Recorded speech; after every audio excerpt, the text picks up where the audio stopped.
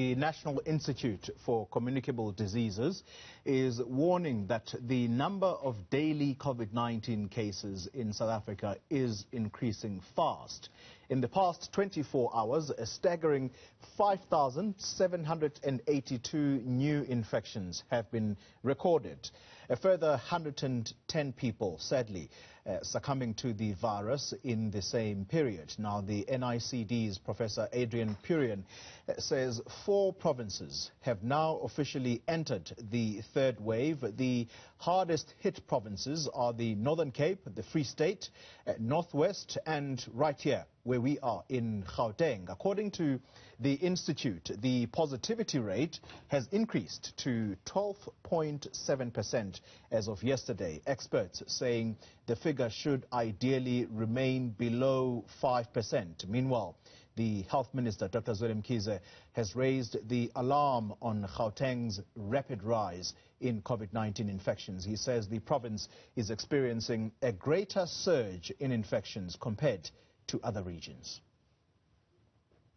Well, for more on this sharp increase in COVID-19 cases and the recently approved use of the Chinese vaccine Sinovac, I'm joined by the chair of the Ministerial Advisory Committee on Vaccines, Professor Barry Schoub. Prof, a very good morning to you and a warm welcome indeed for joining us. 5,000 cases, over 5,000 cases recorded in the last 24-hour cycle. Prof, I take it that this is it. We are in the third wave. Should we still be talking about provinces, or should this be declared for the country as a whole? Yes, good morning. So, yeah, I think this really is, we need to talk about the country as a whole. I think we've noticed it in the previous waves that it'll start off at one province, and the first and second wave, you'll recall, it started in the Western Cape and then spread. Now, I think this is what's going to happen here as well. So this third wave is a little bit unusual, started in the Northern Cape and then to the Free State, the Northwest, and as you say, in Gauteng. Yeah. And yes, it is serious. There's a steep increase in number of cases. Don't be worried about it. When you say this is unusual, I mean, I'm listening to your every word, Prof, because this is extremely worrying. If what we saw in the second wave was to shock us, are you saying that we may even be more worried about this third wave? Look, yeah, it's very difficult to read, and I'm often asked this, will it be worse than the second wave and the first wave? And at this early stage, it's really very difficult to predict what's going to happen as it unfolds. You know, there are just so many variables. You know, on the one hand, there is quite a substantial amount of residual immunity from the previous waves, which should dampen it down. On the other hand, we are in our winter season where human behavior is more likely to promote the spread of the virus. You know, people are indoors, windows are closed, and so on. So on the one hand, you've got a positive driver. On the other hand, you have something which may make it less severe. At this stage, we really can't put all these factors together to reasonably predict how it's going to pan out. Yeah. In the same breath, Prof, if you listened to my introduction, the approval of the Sinovac vaccine, talk to us about that, because I have been listening to Professor Shabir Mahdi, and I hope I have been listening to him correctly, when he has been saying that the vaccine from China and the vaccine from Russia, these two vaccines, there does not appear to be any clinical trials or any documentation, anything that we could base our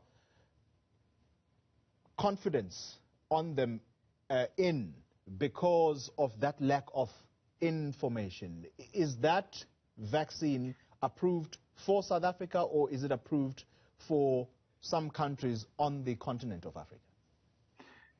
Yes, I think it's very good news that it has been approved. I think both vaccines probably do have an important place on a global stage. I think our problem in South Africa specifically, or I should say in Southern Africa, is that Southern African countries do have this particular variant. In fact, in South Africa, it's probably more than 95. I think the latest is 97% of all the virus isolators have been genotyped others have been specifically investigated, are of the 501v2 variant or the B351 variant, or what's more recently we call the beta variant, which unfortunately is fairly resistant to many of the vaccines. And we need to establish first whether the Chinese vaccine, Sinovac vaccine, will be effective. We don't have that data. And at this stage, we can only really extrapolate that there's no evidence that it will be effective against our particular variant. This is the problem. At the moment, we're really confined to the two vaccines which have been shown to be effective against the variant. This is our problem. Prof, I just want to make sure that I don't misquote you here. Sure. You're saying clinical data on the Sinovac vaccine and Sputnik, that clinical data does not exist, at least to us as South Africa, or to you guys as the scientists, the medical scientists? Or are you saying that the data in as far as these vaccines and their effectiveness on the variants, some of which are present in the country, therefore you are unable to vouch for it on the basis that they have not been tested against the variants found here? Correct. I think what you said, your second statement is what I want to be quoted for. Okay. There is clinical data on other variants showing that it is effective, that has been published in peer-reviewed journals, but there's no clinical data on our specific variant, on the B351 variant, the variant which is dominant in the country. And that is what, at the moment, as it stands at the moment, doesn't give us confidence enough to recommend its use in South Africa. All right. Very clear indeed. All right, Prof, then let's talk about the issue that may be part of the reason there is what we call vaccine hesitancy. People not wanting to be vaccinated because they either fear it or for religious reasons.